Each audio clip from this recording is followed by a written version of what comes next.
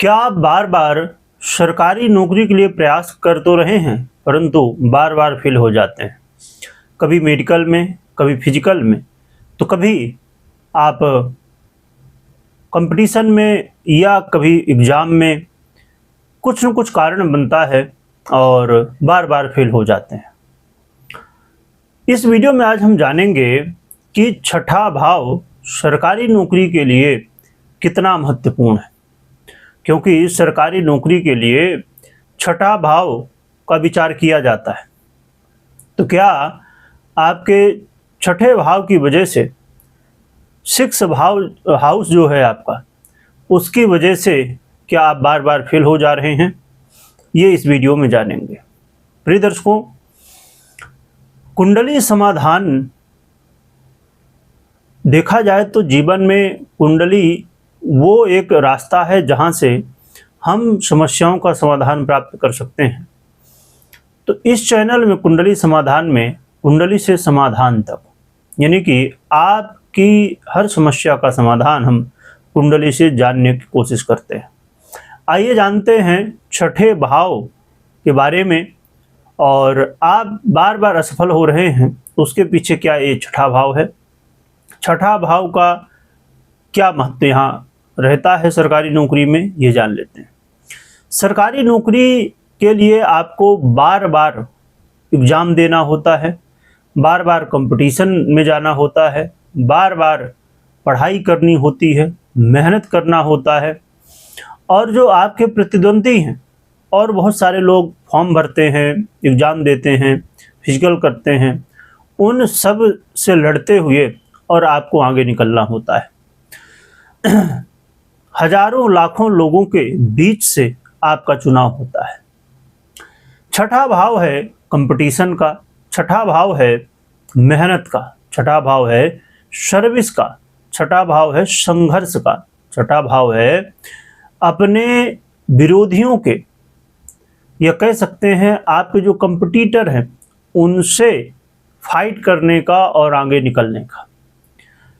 छठा भाव यदि कमज़ोर है तो बार बार कभी फिजिकल में, तो कभी मेडिकल में, तो कभी एग्ज़ाम में, कभी फॉर्म भरने में, तो कुछ न कुछ कारण बनता है और हम कंपटीशन को बीट नहीं कर पाते।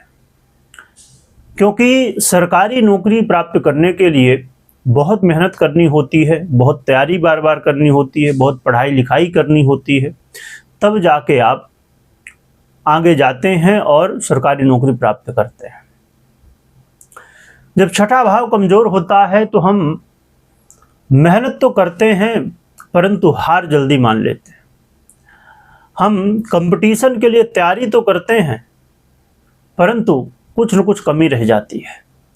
हम कंपटीशन में चले भी गए तो पूरी तरह से हम फोकस नहीं कर पाते, जिसकी वजह से कुछ कारणों की वजह से हम पीछे रह जाते हैं। कुछ चीज़ों हम निकाल लिए, मेडिकल निकाल लिए, फिजिकल निकाल लिए, तो फिर एग्ज़ाम में रह गए, या फिजिकल नहीं निकल पाए, कुछ न कुछ कारण बन जाता है और हम पीछे रह जाते हैं। तो छठे भाव का बहुत बड़ा महत्व होता है नौकरी प्राप्ति के लिए। क्योंकि कोई भी नौकरी, आप चाहे पुलिस की हो, बैंक की हो, रेलवे की हो, या आईएएस, आईपीएस, या जो भी गवर्नमेंट जॉब हो किसी भी तरह, तो आपको जॉब में हर जगह कंपटीशन तो देखने को मिलेगा ही मिलेगा। और ये भाव कंपटीशन का है, ये भाव आपको सक्सेस दिलाने का है, फाइट करने का भाव है। और यही कारण होता है जिसकी वजह से हम बार बार फेल हो जाते हैं। जो कि मात्र यही कारण ही नहीं है, और भी कई बार का दूसरे अन्य ग्रह या अन्य भाव का प्रभाव होता है जिसकी वजह से हम फेल होते हैं, परंतु उनमें इसका बड़ा प्रभाव होता है। छठा भाव अच्छी स्थिति में हो तो हमें क्या रिजल्ट मिलते हैं। छठा भाव यदि अच्छी स्थिति में है, कौन से ग्रह कैसे यहाँ पर हों तो छठा भाव आपके लिए अच्छा हो सकता है। छठा भाव यदि समझिए कि अच्छी स्थिति में है, मजबूत स्थिति में है, तो आपको कंपटीशन में कोई हरा नहीं पाएगा। आपको ये देखना है कि छठे भाव पे यदि शुभ ग्रहों की दृष्टि है, जैसे देवगुरु बृहस्पति की दृष्टि है या किसी भी शुभ ग्रह की दृष्टि है, या छठे भाव का संबंध 10वें भाव से बन जाए, छठे भाव का संबंध 11वें भाव से बन जाए, तो ऐसी स्थिति में आपको कंपटीशन में सफलता मिलती है। ये आपके लिए अच्छा माना जाता है। या इसके अलावा छठा भाव मजबूत हो, शुभ कर्तरी में हो, छठा भाव एक ऐसा भाव जहां से आपको कंपटीशन में जीत मिलेगी। तो यदि ये भाव अच्छा है तो आप परीक्षा में, एग्जाम में सफलता प्राप्त करते हैं। ये छठा भाव पीड़ित कैसे होता है? यदि छठे भाव पे कोई पाप ग्रह की दृष्टि हो, छठे भाव पे 12वें भाव या अष्टम भाव के ग्रह की दृष्टि हो या पीड़ित कर रहा हो, पाप कर्तरी में हो, ऐसी स्थिति में राहु केतु का प्रभाव हो, शनि की दृष्टि हो, तो ऐसी स्थिति में वहाँ पर कोई नीच ग्रह बैठा हो, कोई ऐसा ग्रह बैठा हो जो कि बाधाएं उत्पन्न कर रहा हो, तो ऐसी स्थिति में फिर हमें सफलता नहीं मिलती है। परंतु क्या पापक ग्रह यदि बैठे हैं छठे भाव पर, तो कैसा इसका प्रभाव होगा? कई बार शनि जब छठे भाव से संबंध बनाता है तो सफलता तो देता है, परंतु बहुत मेहनत करवाता है तब देता है। राहु का यदि संबंध बन जाए तो कई बार राहु भी बड़े अच्छे प्रभाव देता है, परंतु ये अचानक आपको सफलता देगा।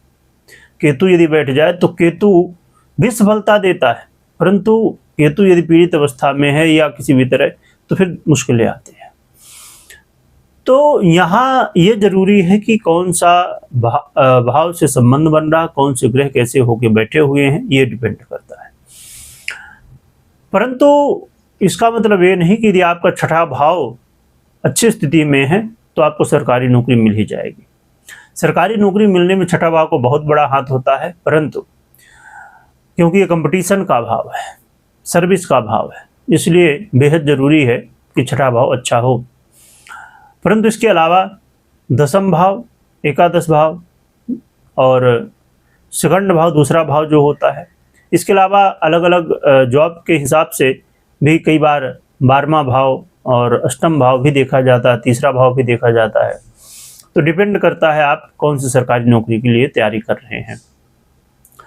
इसके अलावा नौकरी में प्राप्ति के लिए शनि की स्थिति और सूर्य जो कि सरकारी नौकरी के सबसे बड़े ग्रह हैं, तो सूर्य की स्थिति, शनि की स्थिति भी बहुत इम्पोर्टेंट होती है। आपके देवगुरु बृहस्पति की कैसी स्थिति है कुंडली में, और दसम भाव, एकादश भाव, ये सब भाव की कैसी स्थिति है, इनसे कौन से ग्रह संबंध बना रहे हैं, ये भी डिपेंड करता है। तो जब आपके कुंडली में दसम भाव और एकादश भाव यानी 11वां भाव, छठवां भाव, दूसरा भाव और सूर्य, शनि, गुरु, बुध, मंगल, ये सब जब ग्रह और भाव अच्छी स्थिति में होते हैं तब जाके आपको सफलता मिलती है। सफलता मिलने ना मिलने में दशाओं का और गोचर का भी प्रभाव होता है, तो इन्हें भी हमें देखना चाहिए। तो ये कुछ स्थिति है। अब यहाँ पर हम जान लेते हैं क्या उपाय करना चाहिए। देखिए, उपाय हमेशा कुंडली के अनुसार करना चाहिए, परंतु जनरल उपाय आप क्या कर सकते हैं? सूर्य की आराधना कर सकते हैं, सूर्य को अर्घ दे सकते हैं, और हनुमान जी की आराधना कर सकते हैं। हनुमान चालीसा का पाठ करना हो, हनुमान जी के दर्शन करना हो। शनि देव के लिए आप तेल का दिया जला सकते हैं शनिवार को।